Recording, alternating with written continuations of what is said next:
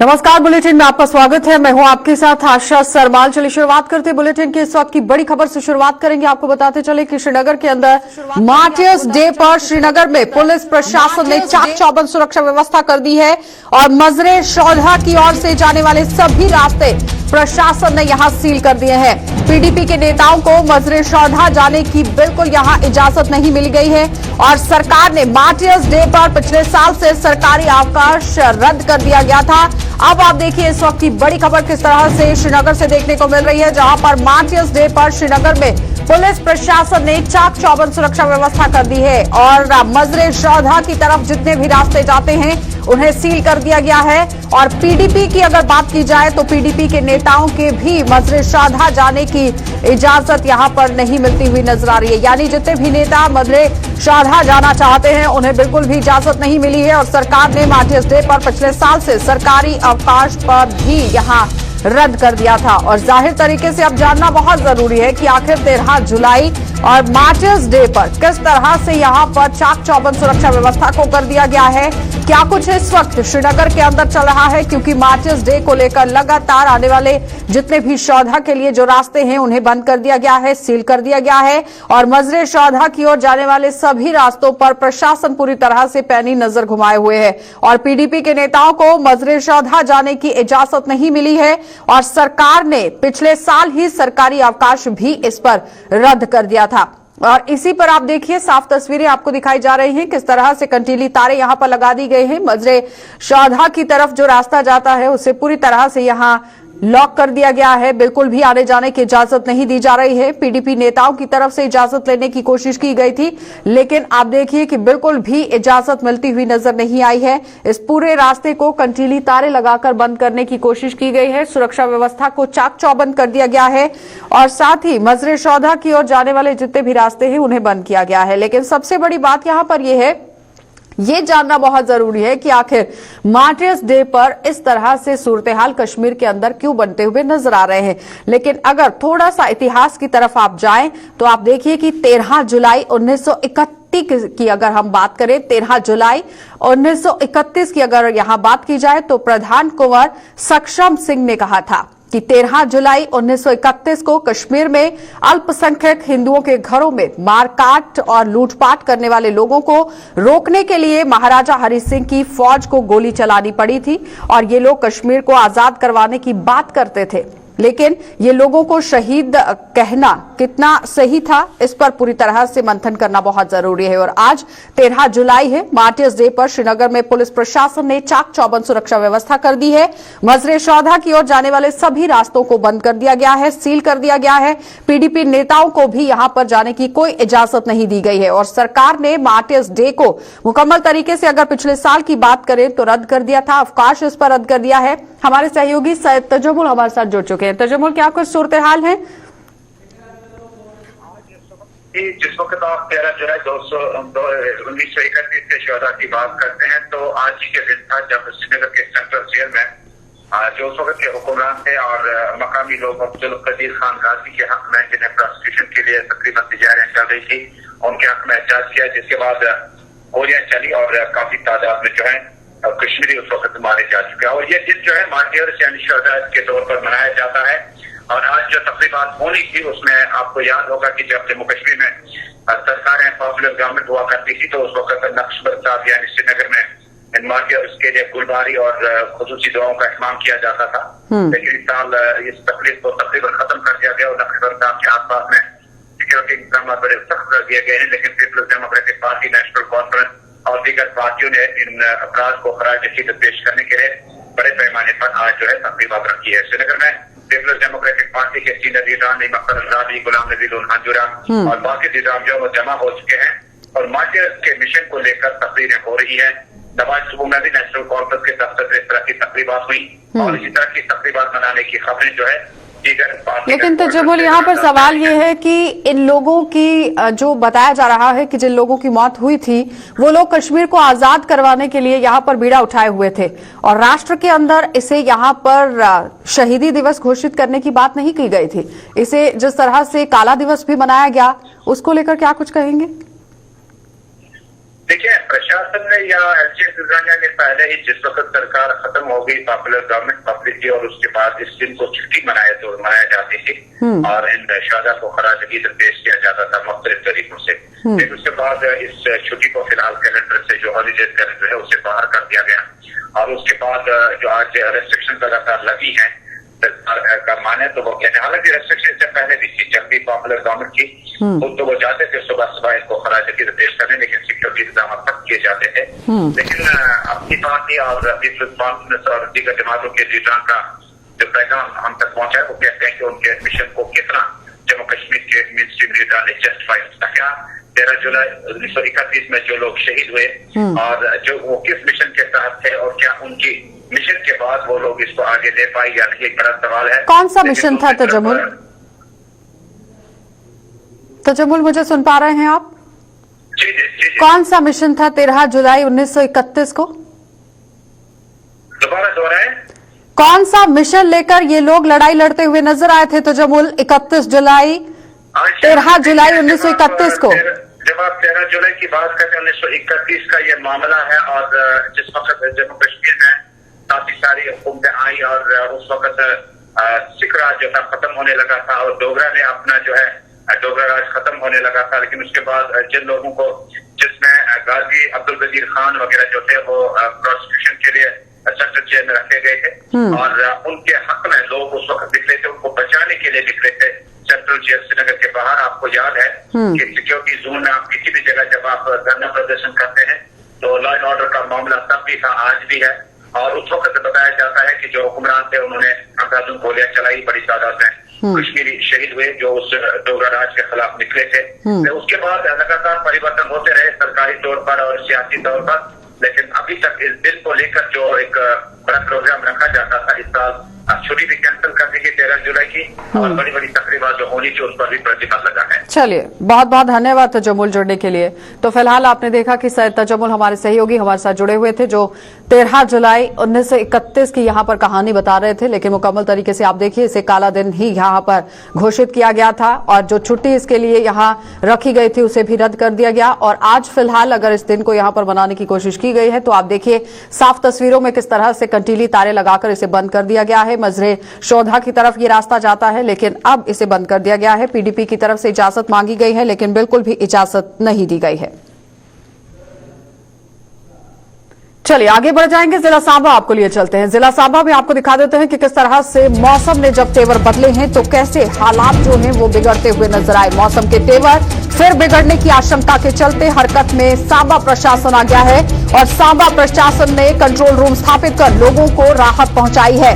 बारिश और बाढ़ में फंसे लोग कंट्रोल रूम से यहां संपर्क कर सकते हैं और सोमवार को सांबा के कई इलाकों में बाढ़ से भारी तबाही भी हुई थी। और इस वक्त आप देखिए मौसम ने जिस तरह से करवट बदली है, अलग अलग इलाकों के अंदर किस तरह से कोहराम मचा वो कल भी सबने देखा, लेकिन आज बड़ी खबर जिला सांबा से देखने को मिल रही है जहां पर मौसम के तेवर फिर से बिगड़ने की आशंका जताई जा रही है और सांबा प्रशासन पूरी तरह से हरकत में आ गया है क्योंकि कंट्रोल रूम स्थापित किया गया है और कंट्रोल रूम से यहां आम जन जो है वो संपर्क कर सकते हैं। बारिश और बाढ़ में फंसे हुए लोग इससे यहां संपर्क साध सकते हैं और सोमवार को भी सांबा के कई इलाकों में बाढ़ से भारी तबाही हुई थी और कल भी ज्यादा तरीके से देखा कि नदी नाले किस तरह से उफान पर थे और उफान पर होने की वजह से लोगों को खामियाजा भी भुगतना पड़ा और कई लोगों के घरों में भी पानी घुस गया। लेकिन अब यहां राहत बचाव कार्य के लिए बिल्कुल कंट्रोल रूम की स्थापना की गई है और कंट्रोल रूम में संपर्क कर सकते हैं वो लोग जो बारिश और बाढ़ में फंसे हुए हैं, उनके लिए कहीं ना कहीं राहत मिलती हुई नजर आ रही है। ऋषि खजूरिया हमारे साथ जुड़ चुके हैं। ऋषि, जिस तरह से कल भी देखा कि मौसम के जिस तरह से बिगड़े तेवर थे वो देखते ही बन रहे थे जिससे अलग ही मंजर सामने आया, लेकिन अब प्रशासन हरकत में आ गया है। कंट्रोल रूम कहां पर स्थापित किया गया है और किस तरह से राहत आम लोगों को पहुंचाई जाएगी? क्योंकि बिल्कुल आपको बता दें कि जिस तरह से लगातार कल काफी ज्यादा तबाही देखने को मिली, भारी बारिश के चलते कई ग्रामीण इलाके थे वो बारिश की चपेट में आते हुए। तो खासतौर पर अगर चेक डैम को लेकर बात करें तो चेक डैम का जो पानी था काफी तबाही का मंजर लेकर आया और काफी लोग नुकसान में पानी के खेत खलियान पूरी तरह से बर्बाद हो चुके हैं। प्रशासन ने कई अलग अलग इलाकों का दौरा किया, लेकिन आपको बता दें कि इससे पहले ही प्रशासन ने एडवाइजरी जारी कर दी थी कि आप लोग नदी नालों के पास ना जाएं, लेकिन चलिए वो तो एक एडवाइजरी होगी कि आप लोग नदी नालों के पास ना जाएं, क्योंकि मौसम बिगड़ सकता है, बारिश तेज आ सकती है, पहाड़ी इलाकों में बारिश जो वो होगी तो पानी जो वो निचले स्तर पर आएगा, दरिया नदी नाले जो वो उफान पर होंगे। तो ये कहीं ना कहीं जितनी भी बातें थी ये सच साबित हुई, लेकिन अब जिस तरह से कल पूरे इलाके की बात करें, खासतौर पर अगर अंतर्राष्ट्रीय सीमा का इलाका कहें तो वहां पर भी काफी ज्यादा नुकसान हुआ है, जहां वहां पर बाढ़ जो पूरी तरह से बह चुकी है। लेकिन उसी को देखते हुए प्रशासन ने कंट्रोल रूम जो वो स्थापित कर दिया है और जो अलग अलग नंबर जो वो भी फ्लैग कर दिए हैं प्रशासन ने कि अगर इमरजेंसी के दौरान किसी भी तरह की कोई हेल्प आप लोगों को चाहिए, जब किसी इलाके में बाढ़ आ जाती है तो वो कंट्रोल रूम के नंबर पर जो वो संपर्क कर सकते हैं। मैं आपको कंट्रोल रूम के नंबर भी एक बार शेयर करके बता देता हूँ। 01923246915 एक नंबर है और दूसरा है 01923241004 ये दूसरा नंबर है। तो ये पब्लिक इंटरेस्ट में जो वो प्रशासन ने ये नंबर जारी कर दिए और मुझे लगता है कि शायद ये एक अहम स्टेप भी माना जा सकता है, क्योंकि लगातार कई इलाकों में ऐसा डर बना रहता है, ऐसा खौफ बना रहता है कि अगर थोड़ी सी भी बारिश होगी तो दरियाओं में जो नदी नाले हैं जो पानी है वो उफान पर हो जाता है। ऋषि, प्राकृतिक आपदा है, इससे लड़ा तो नहीं जा सकता है लेकिन बचाव किया जा सकता है। बचाव को लेकर किस तरह से प्रशासन ने काम किया है? देखिए आपको बता दें कि कल जिस तरह से कुछ ग्रामीण इलाके जो इसकी बाढ़ की चपेट में है और वहां पर प्रशासनिक अधिकारियों ने दौरा किया है और उनको आश्वासन दिया है कि आपको शुरुआती दौर पर जो वो राशन पानी की आपके लिए व्यवस्था की जाएगी, लेकिन जो लोगों के घर जो पूरी तरह से टूट चुके हैं, खासतौर पर कच्चे घरों की अगर बात करें तो वो पूरी तरह से बह चुके हैं, तो मे भी उनको रेड क्रॉस की तरफ से कुछ फंड जो वो अवेलेबल करवाए जाएंगे, कुछ टेंट वगैरह की सुविधा उनको दी जाएगी।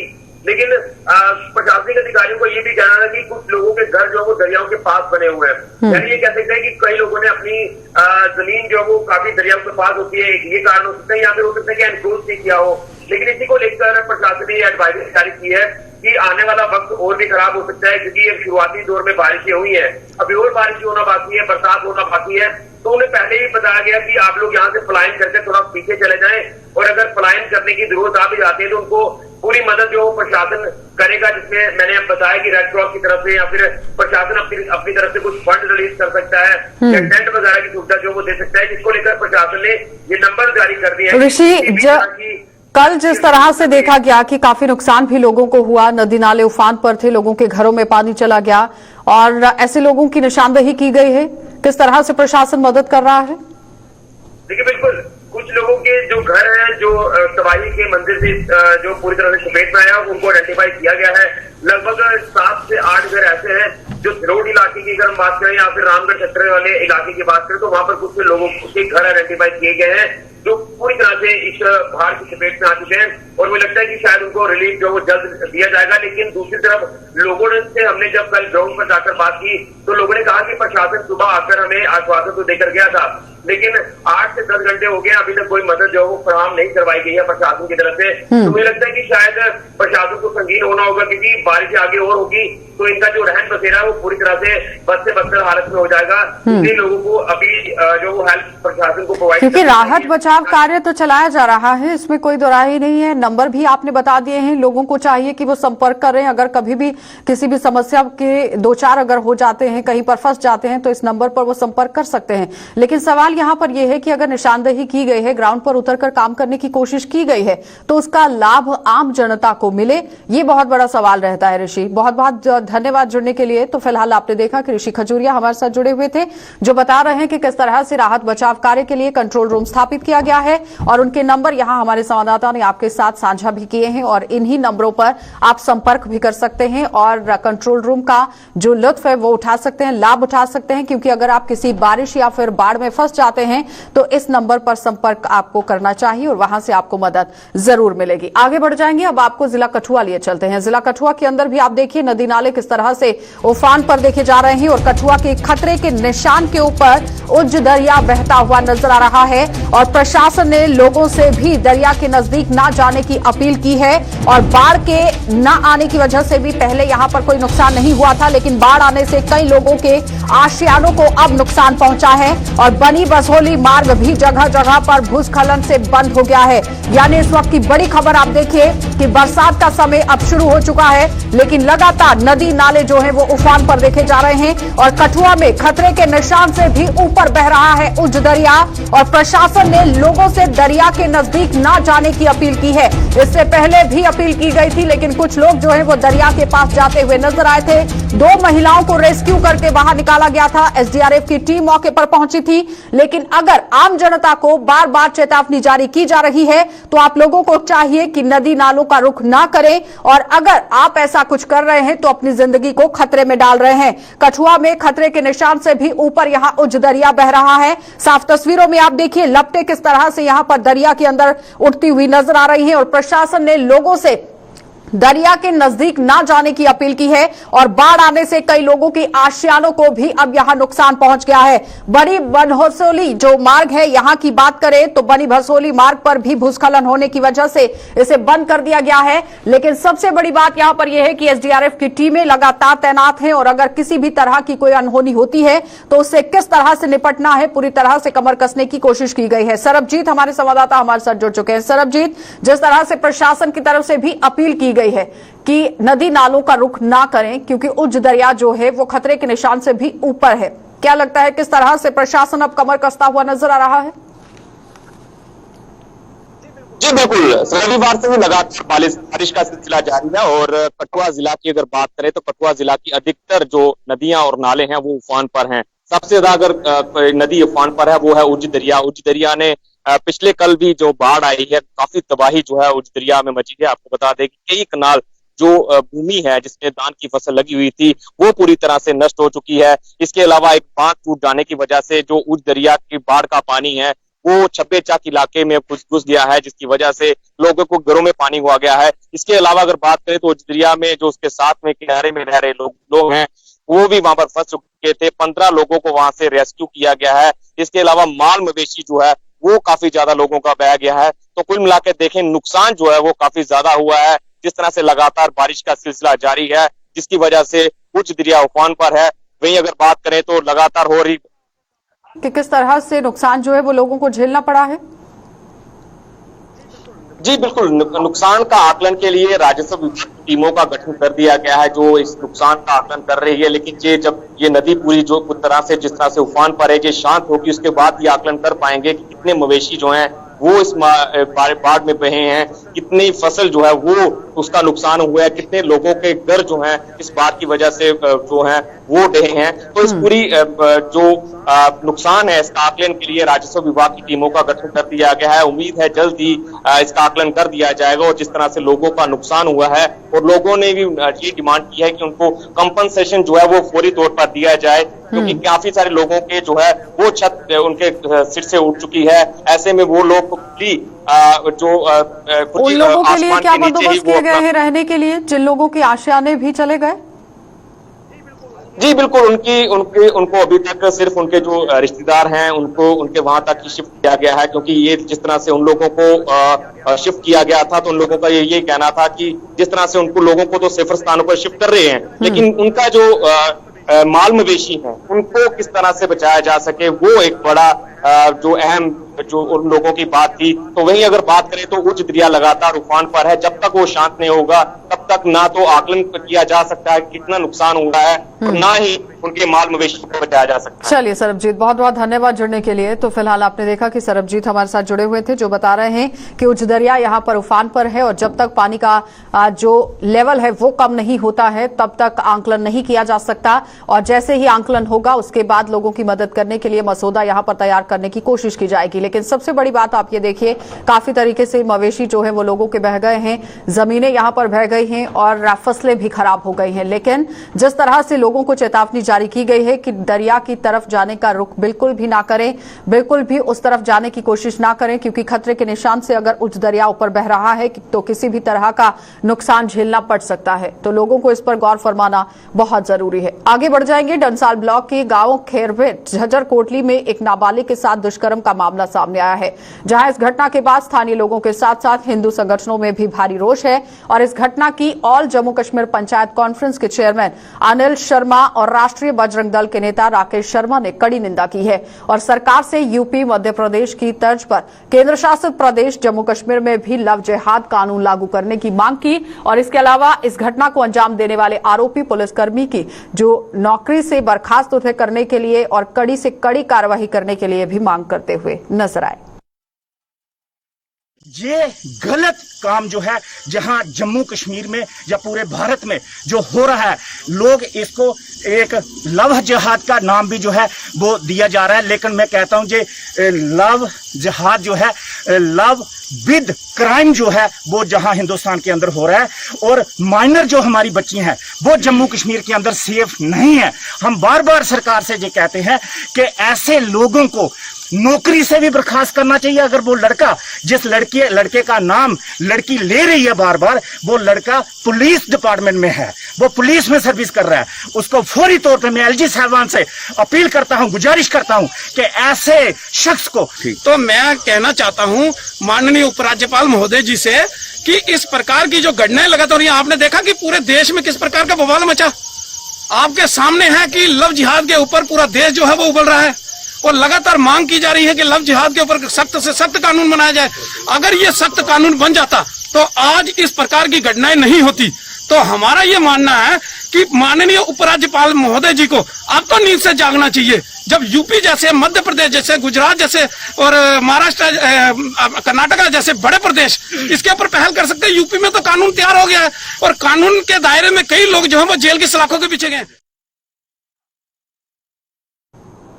तो डेंटल एसोसिएशन के एक प्रतिनिधिमंडल ने प्रदेश कांग्रेस प्रवक्ता रविंद्र शर्मा से मुलाकात की और उन्हें अपनी समस्याओं से अवगत करवाया। इस अवसर पर प्रदेश कांग्रेस प्रवक्ता रविंद्र शर्मा ने मौजूदा भाजपा सरकार पर निशाना साधते हुए कहा कि भाजपा ने जम्मू के लोगों के साथ चुनावों में थोक के वादे किए थे, लेकिन 6 वर्ष बीत जाने के बाद भी भाजपा ने अपना कोई वादा पूरा नहीं किया। उन्होंने कहा कि ट्रेंड जो कि डेंटल डॉक्टर हैं, यहां पर पिछले 13 सालों से ये सड़कों पर हैं। ट्रेन डॉक्टर्स की बात हो रही है कि ट्रेन डेंटल डॉक्टर हैं जो अभी तक अपना काम नहीं कर पा रहे हैं, लेकिन सरकार ने अभी तक इनके लिए कोई पोस्ट नहीं निकाली है, जिससे ये लोग अब सड़कों पर उतरने को मजबूर हो गए हैं।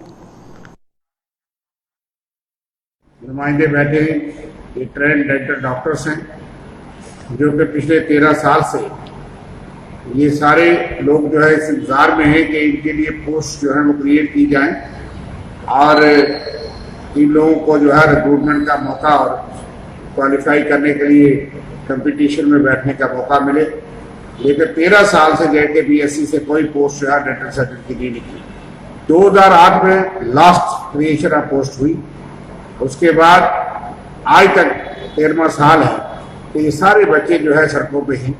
2014 में भी बहुत बड़ी एजुकेशन उन्होंने की, भूख हड़ताल किया, उस वक्त तो बड़े वादे किए गए पॉलिटिकल पार्टी ने और खास करके जो मौजूदा पार्टी जो केंद्र में भी है और जम्मू कश्मीर की यूटी एडमिनिस्ट्रेशन को चलाती है, उन्होंने तो सबके साथ थोक में वादे किए थे, चाहे वो डेली वेजेस हो, अनएम्प्लॉयड हों, सबको आपको पक्का कर देंगे, SPOs हों, सबको पक्के करने का, आरक्षण का, तनख्वाहें बढ़ाने का, और सारे वादे जो है उनके खोखले निकले। तो कल हुई बारिश से किसानों के चेहरे खिल उठे हैं। सिंचाई के लिए पानी की बूंद बूंद के लिए तरस रहे किसानों ने अब धान की रोपाई का काम बड़े पैमाने पर शुरू कर दिया है। अगर ब्लॉक मढ़ की बात करें तो मढ़ के गांव यहां पर पिछले कई दिनों से सिंचाई के पानी को लेकर लगातार तरस रहे हैं। किसान लगातार आवाज भी उठा रहे थे, लेकिन कल हुई बारिश से इन किसानों ने राहत की सांस जरूर ली है और यहां भी किसानों ने धान की रोपाई का काम शुरू कर दिया है। और किसानों के मुताबिक अगर बात की जाए तो सिंचाई के लिए पानी उपलब्ध न होने से पहले यहां उन्होंने धान की फसल की उम्मीद छोड़ दी थी, लेकिन अब जिस तरह से बारिश हुई है इससे लगता है कि इस बार उनकी धान की बम्पर फसल होगी। बारिश होने कन्नै यानी कि जेह्ड़ी राहत मिली है ना, वो पहले तो इयां जियां आखदे ना कोई नमी लाड़ी आउंदी है बोई दी ते ओहदा इयां बड़ा मूंह दिखने वास्ते ही सारे लोग तरसदे न, ते उ'ऐ स्हाब हा साढ़े वास्ते पानिया दा, ठीक है ना। ते जेल्लै बरखा आई ते बहार आई गेई, अज्ज हर बक्खी पानी है और किसान जेह्ड़ा इस बरखा कन्नै इन्ना खुश है कि कि मन्नो वो ये सोचा था कि साढ़े असें जेह्ड़ा इ'यां सुनने आह्ला लेखा इ'यां सुनना लगी पे रान अस। देखो जी जेल्लै एह् बरखा होई है इस बरखा कन्नै जेह्ड़ी फसल है वो जेह्ड़ी एह् जेह्ड़ा एरिया लगभग इत्थै असेंगी 100% जेह्ड़ी है वो अच्छी फसल होने की उम्मीद है और अस उम्मीद करने आं कि एह् जेह्ड़ी बरखा मौका होंदी रवै और किसान जेह्ड़ा पानिया गी नेईं तरसै और फसल ओह्दी अच्छी होई जा क्योंकि आई जाइयै किसान जेह्ड़ा है वो इस फसला दे उप्पर गै निर्भर करदा है। ਜਿਹੜੀ ਕੱਲਾ ਦੀ ਜਿਹੜੀ ਬਰਖਾ ਦੀ ਹੈ ਇਹ ਜਿਹੜਾ ਸਾਡਾ ਰੁਕੇ ਦਾ ਕੰਮ ਹਾਂ ਕੱਲਾ ਦੀ ਜਿਹੜੀ ਬਰਖਾ ਹੋਣ ਦੀ ਵਜ੍ਹਾ ਨਾਲ ਜਿਹੜਾ ਕੱਲਾ ਸਾਡਾ ਕੰਮ ਜਿਹੜਾ ਬੜਾ ਤੇਜ਼ੀ ਜ਼ੋਰ ਸ਼ੋਰ ਕਰਨਾ ਜਿਹੜਾ ਉਹ ਚਲਾ ਕਰਦਾ ਹੈ। ਇਹ ਲਈ ਬਰਖਾ ਹੁੰਦੀ ਰਹੀਆਂ ਤੇ ਕਿਸਾਨ ਜਿਹੜਾ ਬੜਾ ਬੈਨੀਫਿਟ ਹੈ ਬਰਖਾ ਦਾ ਔਰ ਹੋ ਹੀ ਸਕਦਾ ਇਹ ਲਈ ਬਰਖਾ ਵਿੱਚ ਹੁੰਦੀਆਂ ਹਫ਼ਤੇ ਅੰਦਰ ਜਿਹੜੀ ਮੰਜੀ ਸਾਡੀ ਖਤਮ ਹੋਈ ਆ ਅਸੀਂ ਜਿਹੜੇ ਕਿਸਾਨ ਲੋਕ ਬੜੇ ਖੁਸ਼ ਹਾਂ ਬਰਖਾ ਦੇ ਪਾਣੀ ਕਰਨਾ ਕਿ ਹਰ ਜਗ੍ਹਾ ਜਿਹੜਾ ਪਾਣੀ ਹੈ ਪੂਰਾ ਹੀ ਹੁੰਦਾ ਨਹੀਂ ਤਾਂ ਅਸੀਂ ਥੋੜੀ ਪਰੇਸ਼ਾਨੀ ਆਉਂਦੀ ਹੈ ਜਗ੍ਹਾ ਜਗ੍ਹਾ ਅਸੀਂ ਪਰੇਸ਼ਾਨੀ ਹੈ ਬਰਖਾ ਦੇ ਪਾਣੀ ਕਰਨਾ ਜਿਹੜਾ ਸਾਡਾ ਕਿਸਾਨ ਹੈ ਇਹ ਬੜਾ ਬੈਨੀਫਿਟ ਲੈਂਦਾ ਇਹਦੀ ਕੋਈ ਬਿਮਾਰੀ ਸਮਾਰੀ ਸੋ ਚੀਜ਼ਾਂ ਜਿਹੜੀਆਂ ਹੋ ਜਾਂਦੀਆਂ ਸਾਫ਼ ते ले बारिश बुरश तो हो गेदी है अस पनीरी पुट्टा दे लैब ला दे अपने घरै जी भी लगे दे न किश बेहिये लाए दे न ते लैब ला दे आस्ता आस्ता पहले पानिया की थोड़ी शार्ट ही हुण पानी शानी ठीक होई है बारिशा कन्नै ते लगे दे अपना अपना सारे लोग लगे दे न ला दे लैबां पनीरियां पुट्टा दे न।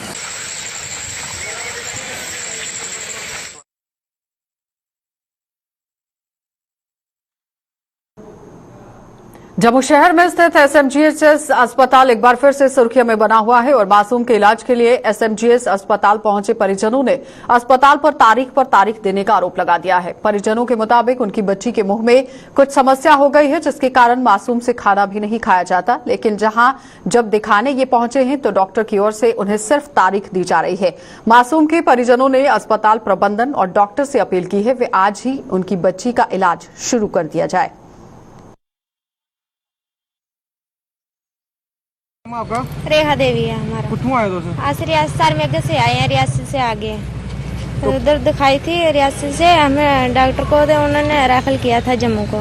हम आए गए 30 तारीख को आए थे इधर इन्होंने बोला 10 तारीख को आना। हम 9 तारीख को आ गए थे फिर बोलते हैं अभी चले जाओ घर फाइल भी लेकर गए हैं वो बोलते हैं 24 तारीख को आना बोलते हैं 24 तारीख को आना फिर होगा 1 महीने के बाद होगा। क्या हुआ बच्चे को? बच्चे को मुंह के अंदर है दाना निकला हुआ है उसने नहीं खाना खाया जाता है नहीं कुछ दर्द होती है उसको बोल भी नहीं सकती है थोड़ी थोड़ी बोलती है। क्या नाम है इसका? पूनम देवी। कितनी एज होगी? 8 साल की है जी 8 साल की है जी। तो डॉक्टर क्या बोल रहे हैं? डॉक्टर बोलते हैं घर चले जाओ अभी नहीं होगा ऑपरेशन 1 हफ्ता छुट्टी है 1 महीने के बाद आना 24 तारीख को। कितने चक्कर काटे हैं? हमें एक 30 चक्कर है इधर। हम चाहते हैं आज ही ऑपरेशन हो जाए छोटे छोटे बच्चे हैं एक बच्चा छोटा घर छोड़ा है किसके पास छोड़ना है गरीब बंदे हैं हम क्या करेंगे।